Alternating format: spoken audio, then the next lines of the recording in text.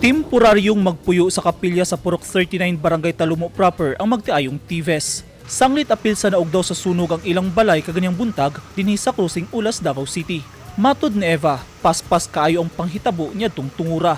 Nahinumduman ni Eva, migawas na lang sila sa balay kuyog ang iyang bana palayo sa ilang nagdilaab nga balay nga tapot lawas ra ang dala.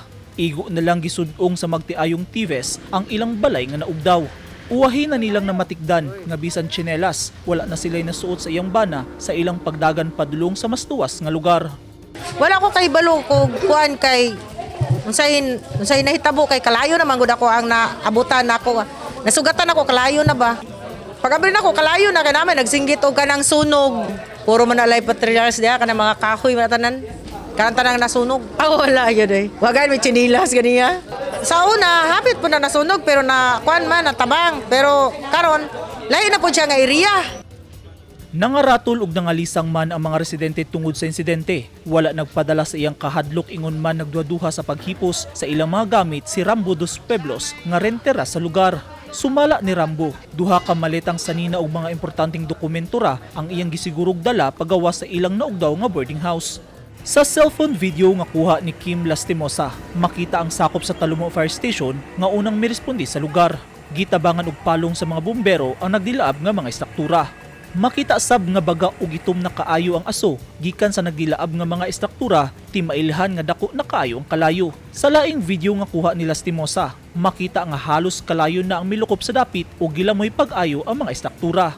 Subay sa report sa Bureau of Fire Protection, pasado las 6 kaganyang buntag, Hulyo 7, nagsugod ang sunog sa Cruising Ulas. Nagsugod kini sa usa ka laundry shop nga halos gama sa light materials kun mga kahoy ang kalayok nga paspas nga mekanit sa mga kasikbit nga istruktura.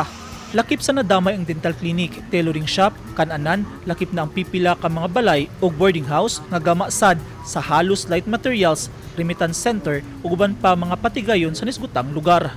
Milungtad og kapin usa ka oras una na deklara sa mga bumbero nga under control na ang kalayo. Base sa initial report as of 10 kaganyang buntag, 5 ka mga buildings, 11 ka mga establishment, 27 ka mga individual ug 9 ka mga pamilya ang apektado sa sunog. Daling mitunol og pasiunang hinabang ang Barangay Talumo proper sa mga nasunugang residente. May nalampod kay sayo sa buntag nga nagmata na ba, nagtikaw-tikaw na ang mga lumulupyo. Pero napag natulog nga mga individual nga siyempre gikag trabaho anang mga orasa natulog pa pero may nalangyod kay buntag na may nagmata na pukaw ang mga natulog natuktok pud tong mga nagpuyo nga uban didto. So salamat nga wagi casualty nga natala sa maong pagsunog diri sa Purok 39 sa May Ulas. Naatay initial nga gitabang kanila, kini pinaagi sa pagkaon, nagpakaon ta sa ilaha. Karon gani ongoing ang assessment. Makita nyo diri sa akong likod nga bahin.